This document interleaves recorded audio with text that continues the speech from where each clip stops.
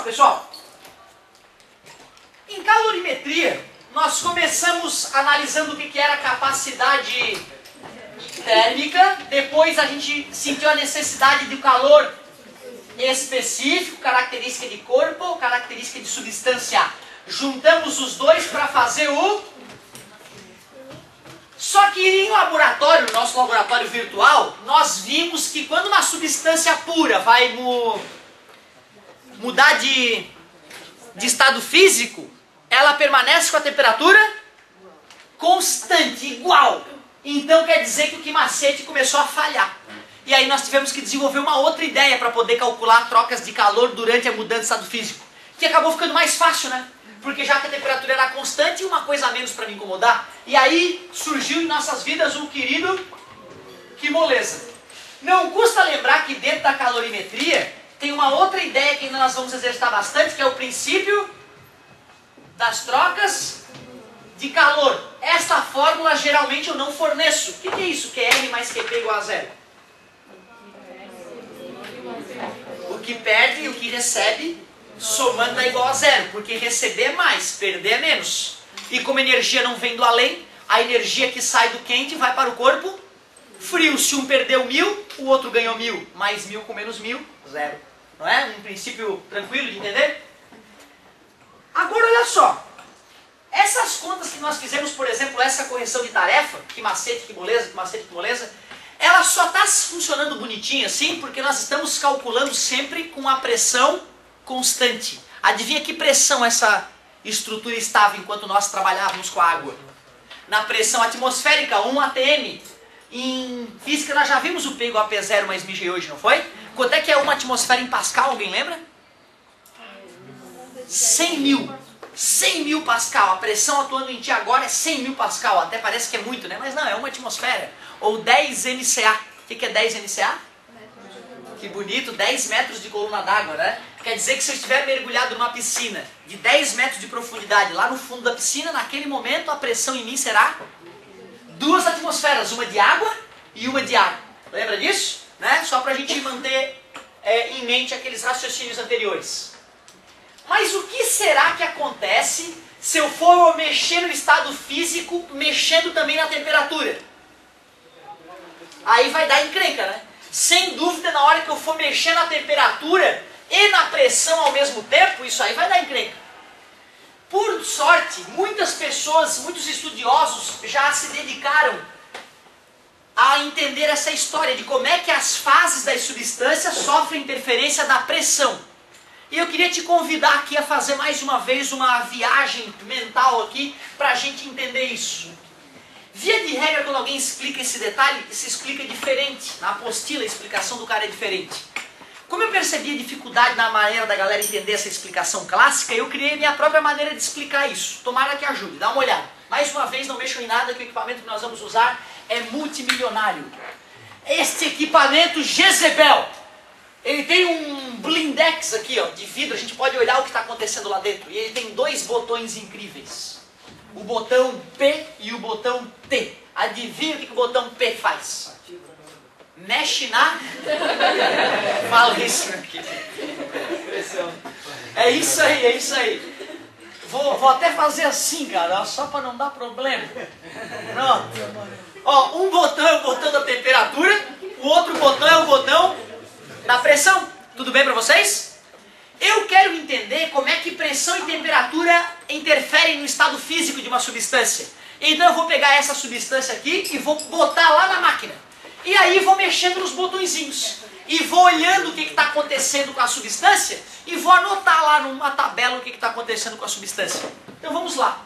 Abri o blindex, botei o objeto lá dentro.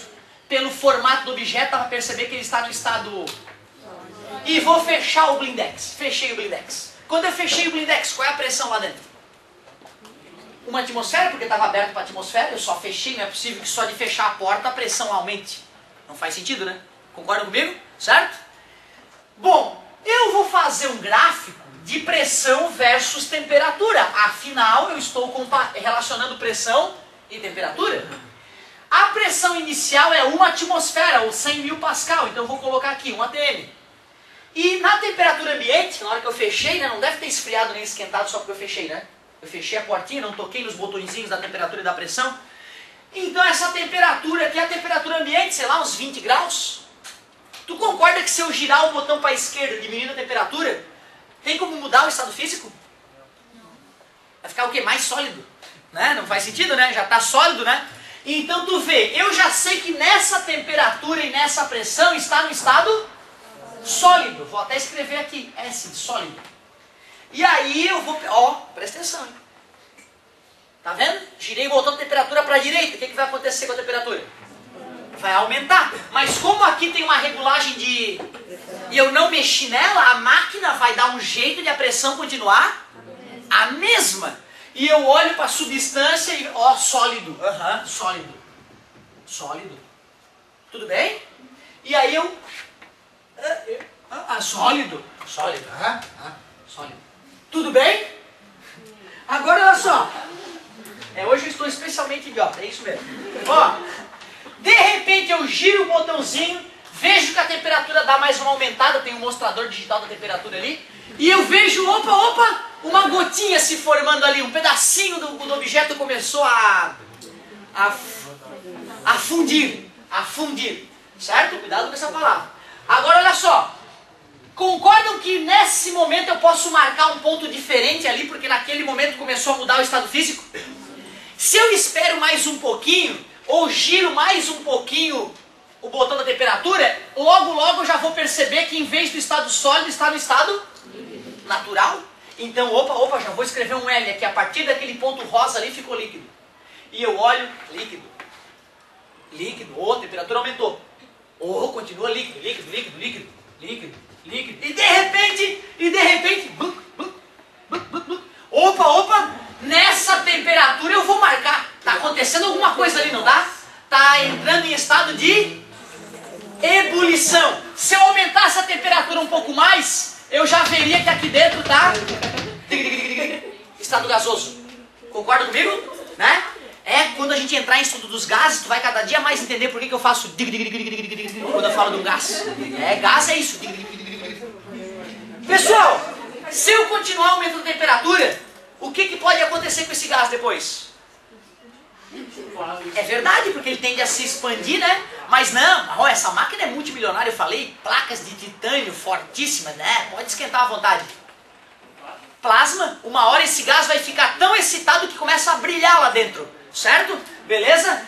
Mas eu tô com medo que exploda, então eu vou parar por aqui. Vou parar por aqui antes que comece a brilhar e mate alguém.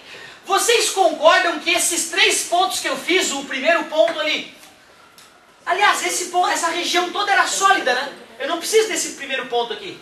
O que importa é que, nesta pressão de uma atmosfera, abaixo desse ponto rosa, o estado é entre o rosa e o azul, e acima do azul, tu viu, cara, foi uma coisa natural, nós fomos vendo o objeto com esses olhos aqui, e fomos anotando quando é que a transformação ocorria, não tem nada demais. Agora que eu já mapeei para uma atmosfera, adivinha o que eu vou fazer? Eu vou repetir todo esse processo para 2 atmosferas. Aliás, eu ia repetir para 1,1, para 1,2 atmosferas, para 1,35 atmosferas, para 1,5, para 2, para 1000 atmosferas. E também, abaixo, né? O que acontece com 0,9 atm? E 0,8 atm? E 0,1 atm? O que acontece? Certo? E os caras já fizeram esses estudos, uma coisa boa. Uma coisa boa, por isso que nós podemos aqui no laboratório virtual continuar com a nossa diversão. Primeiro eu pergunto a vocês, se eu aumentasse a pressão, por exemplo, como a colega sugeriu, claro que esse aumento abrupto, certo? Seria fazer um aumento bem pequeno e mapeando bem lentamente, né? Mas aqui tem pouco tempo, vamos dobrar de uma vez a pressão. Tu acha que essa substância vai continuar indo para o estado líquido e no mesmo momento? O que tu acha? Tu acha que vai ser mais fácil ou mais difícil fazer essa substância ir para o estado líquido, por exemplo? Que bacana, ó, intuitivamente tu percebe que se essa substância estiver mais pressurizada, vai ser mais difícil para as moléculas se soltarem, né, umas das outras, que elas estão espremidas. Então, de fato, para 99% dos materiais que existem, aumentando a pressão, fica mais difícil tanto fundir quanto ebulir, ir para o estado de ebulição. Beleza? Quer dizer que se eu fosse fazer esse estudo, vê se vocês concordam comigo. Sólido, primeiro, né? Ficou sólido de novo, porque eu baixei a temperatura. Aqui. Aí aumentei um pouquinho a pressão, veio pra cá. E eu olho, sólido. Aí eu vou aumentar a temperatura, sólido. Temperatura, sólido. E de repente eu vejo uma gotinha derreter. Eu anoto esse ponto. Rosinha. Beleza? Agora já é líquido. Cadê a pocinha, professor? Tá ali a pocinha d'água, pronto. D'água não, né? Do líquido que a gente não conhece.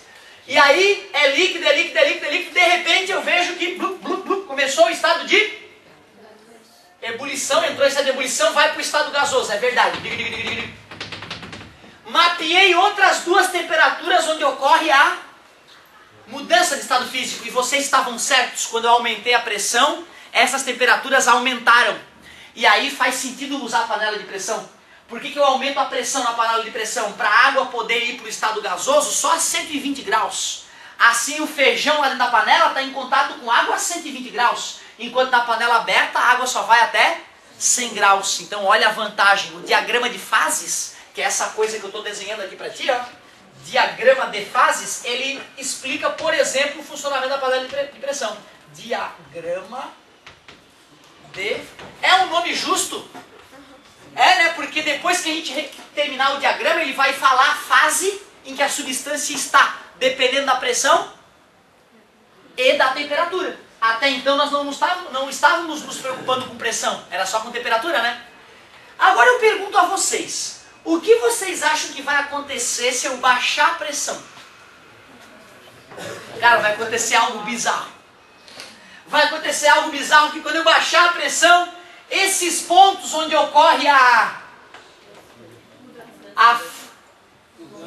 fusão e eles começam a se aproximar, cara. Quer dizer que fica líquido e logo depois já fica gasoso.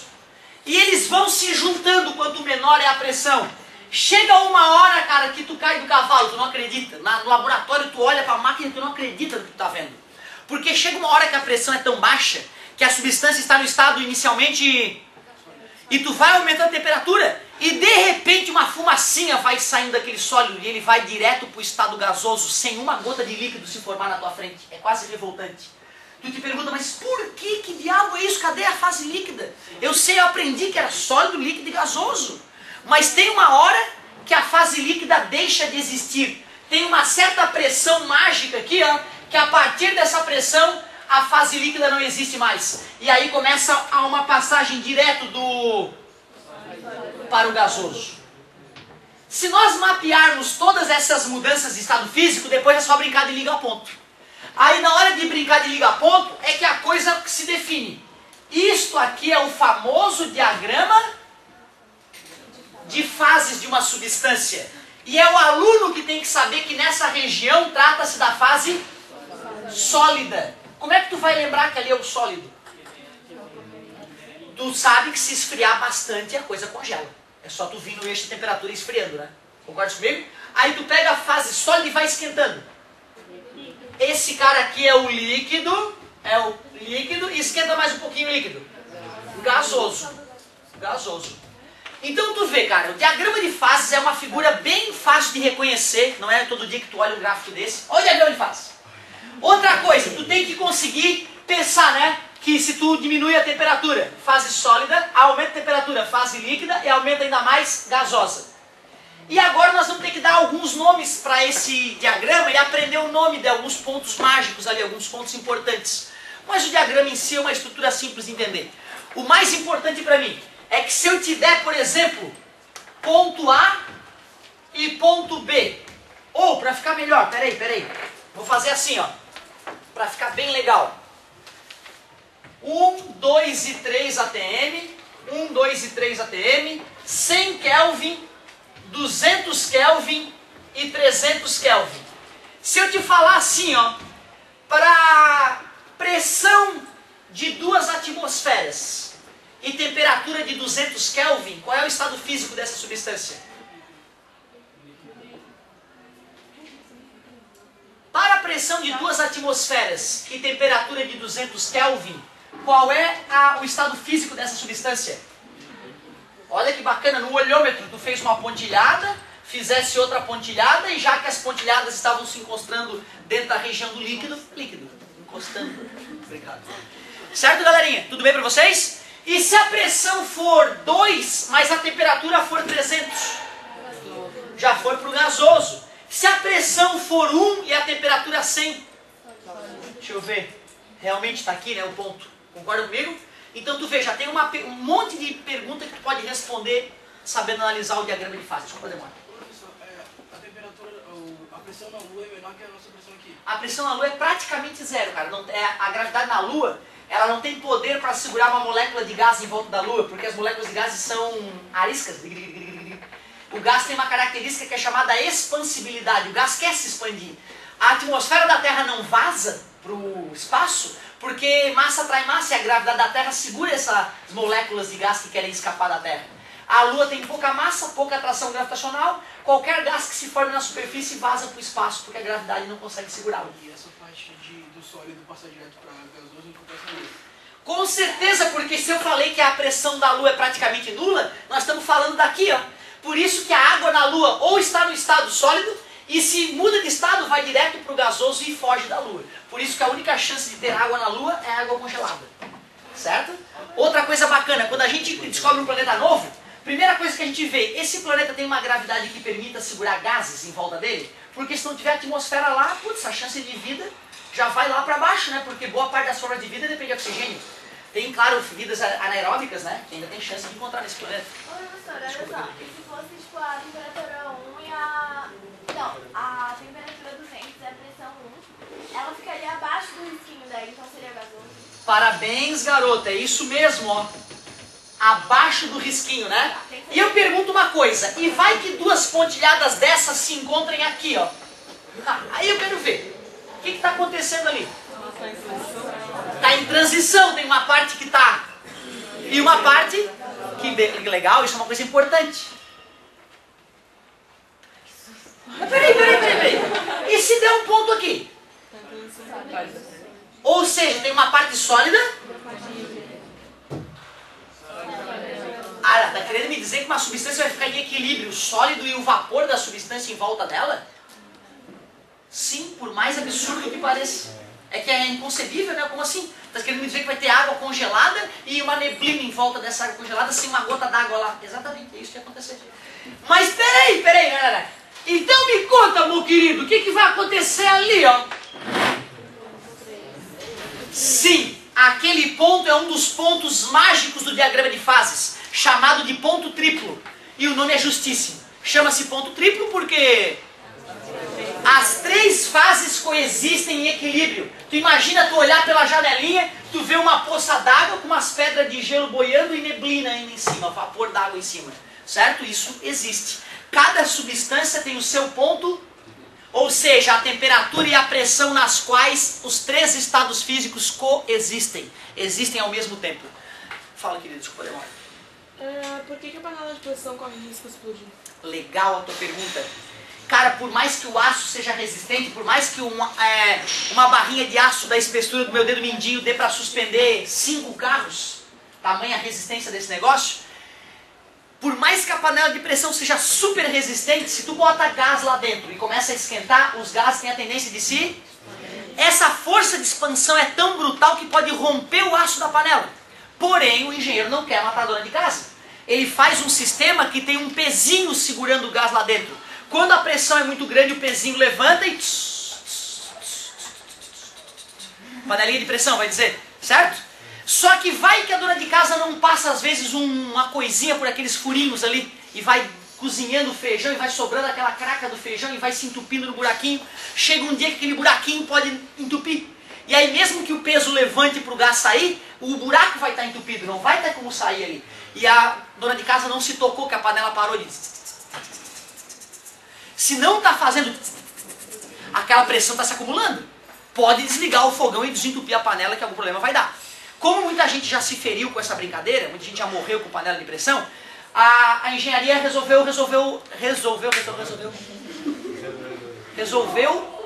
criar um dispositivo de controlar a pressão, uma válvulazinha de borracha que tem na panela, vai dizer que tu nunca viu. Geralmente ela é vermelhinha com uma coisinha preta em volta.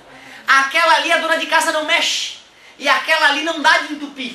Teoricamente ela já está entupida com plástico. Quando por acaso a dona de casa esquecer de livrar, né, de limpar os buraquinhos por onde o gás passa, normalmente, aquela borrachinha vai começar a sofrer pressão e vai saltar. Aí o máximo é bater no olho, certo? Puf, se bater no olho pode machucar, né? Mas aquela borrachinha, via de regra, estoura para cima e abre um buraco na panela. E aí vaza o gás por ali, sem metal, estilhaçado, ser espalhado pela cozinha, que pode ser mortal, certo? Então, cara, via de regra, as panelas novas com a válvula de borracha, porra, explodir aquilo ali é quase impossível, cara, quase impossível. Agora, as panelas mais antigas sem a válvula de segurança, não higienizou direito, passa alguns anos cozinhando feijão e outras coisas, entope e aí dá merda. Tem alguma substância específica que não siga essa regra do sólido, líquido e gasoso? Que bonita a colocação. Eu falei que 99% das substâncias se comportavam assim, né? E sempre tem uma exceção, né? E adivinha quem é a nossa exceção? A água. A água apresenta uma dilatação anômala. Essa dilatação anômala se reflete no diagrama de fases. E ele se reflete no diagrama de fases com um chifrinho diabólico. Ah, não tem? Tem chifrinho diabólico, dá uma olhada. Olha só. O diagrama de fases da grande maioria das substâncias é assim, ó. Ou seja, aliás, vou chamar de ponto A, vou chamar de ponto P, vou chamar de ponto PT. Esse tem nome feio mesmo. PT, B e C. É isso aqui, ali não tem como escapar. Ô galerinha, essa curva APT, ela separa a região da região... Como é o nome da transformação direta da sólido para o gasoso? Então eu vou chamar a curva APT de curva da... Olha que bacana como é lógico o nome da curva, né? Certo? Fala pra mim o nome dessa curva. Que bonito, porque separa de líquido. A mudança de sólido para líquido é fusão. Então essa curva PTB... Tá piorando. PTB começou a complicar. Certo? Certo? Então, ó... Essa curva é chamada de curva da fusão, porque ela separa o sólido do líquido. Última curva, curva da ebulição. Pode ser também, para ficar mais genérica, curva da vaporização. Porque a ebulição pode ocorrer de 3 formas, lembra? Uma delas é a ebulição, né? A vaporização pode ocorrer de 3 maneiras. Uma delas é a ebulição. Mas tudo bem se tu chamar a curva da ebulição, não tem problema. O mais comum é a curva da vaporização. Como é o nome do PT mesmo? Ponto triplo, que quer dizer que os 3 estados físicos coexistem. O último ponto importante do diagrama de fases é esse ponto aqui, ó, que está relacionado com a temperatura crítica. O que seria essa temperatura crítica? É a temperatura acima da qual os estados sólido e líquido deixam de existir. Chega uma hora que as moléculas estão tão... Afinal, temperatura média e agitação... Uma hora elas estão tão agitadas que elas não se grudam de jeito nenhum, nem para formar sólido. Então só existe o estado. Para deixar marcante a diferença do estado gasoso após a temperatura e antes da temperatura crítica, os cientistas resolveram chamar isso aqui de vapor e isso aqui de gás. Ou seja, quando a gente chama o nosso gás de cozinha de gás, tem um erro absurdo nessa nomenclatura.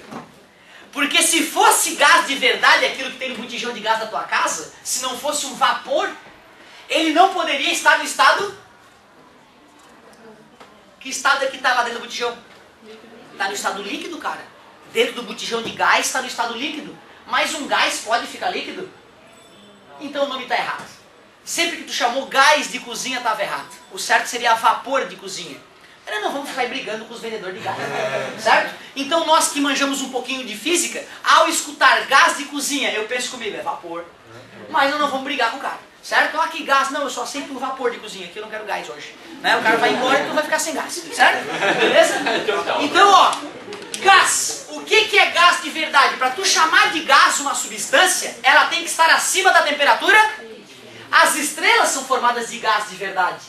E aí dá para entender por que no núcleo da estrela é gás. Porque por mais que esteja espremido com uma pressão muito maior que essa agora, essa pressão jamais transformaria a substância em líquido, porque a temperatura é muito alta. A temperatura é muito alta. Cuidado, gente, se eu pegar um gás e resfriá-lo, Eu posso fazer ele virar vapor. E aí, se eu aumentar a pressão, pode ficar líquido ou até... Tu imagina, tu tá olhando um vapor, de repente tu espreme ele congela. Vai dizer que não pode? Tá no estado de vapor. E sem mexer na temperatura, hein? Tu só aumenta a pressão. Congela. Concorda comigo? Aliás, não respondi a pergunta do amigo. Me empolguei, né? Não respondi a pergunta do amigo. Existem substâncias que essa curva, a curva da fusão, em vez dela acompanhar a curva da ebulição, ela faz um chifrinho diabólico aqui, ó. Olhou assim com o chifrinho, já sabe, é anômala. Estamos falando de quem? Água. Eu falei outra substância de exemplo de anômala, além da água. Uma outra substância que mata as estrelas. O ferro. O ferro é uma substância com dilatação anômala. O diagrama de fase do ferro também fica com o chifrinho, ó. Por que o ferro mata a estrela? Porque quando o ferro está se formando no núcleo de uma estrela, em vez de ele se contrair, ele se dilata. E aí na hora que ele se dilata, arregaça a estrela, vira uma supernova, uma explosão de estrela. Certo? Lembra, né? Já te comentei, né? Que todos os átomos que estão no teu corpo agora foram produzidos no interior de estrelas. Certo? Por isso que a gente fala que a gente é feito de poeira de estrela. Isso é fato científico, tá? Uma coisa que não se discute mais. Os átomos que compõem teu corpo agora foram produzidos no interior de estrelas explodindo. Muito louco isso. Galerinha, a água no estado sólido, se eu só pressurizo ela vai para o estado patinação no gelo. Concorda comigo? Se eu pego uma pista de patinação feita de álcool congelado, o álcool se comporta assim, né? Aí está congelado o álcool. Se eu pisar com patins em cima do álcool, ele fica líquido? Por isso que não dá de patinar numa pista de álcool congelado. Agora, se a água está no estado... Pisou no patins, aumentou a... O animal, meio de pressão. Aumentou a pressão, foi para o estado... Então o patins está numa camada de água, não está numa camada de gelo. E a água escorrega porque ela é líquida, né? Flui. E aí tu sai patinando bem feliz. Certo? Beleza? Diagrama de fases. Maioria das substâncias e substâncias com dilatação anômala, chifrinho. Beleza? Outra maneira de lembrar que é dilatação anômala, põe o dedinho no estado sólido. Sobe a pressão. Se não ficar líquido que nem a água, não é anômala. Né? Então é uma outra maneira legal de tu reconhecer se é o diagrama da água ou de outras substâncias.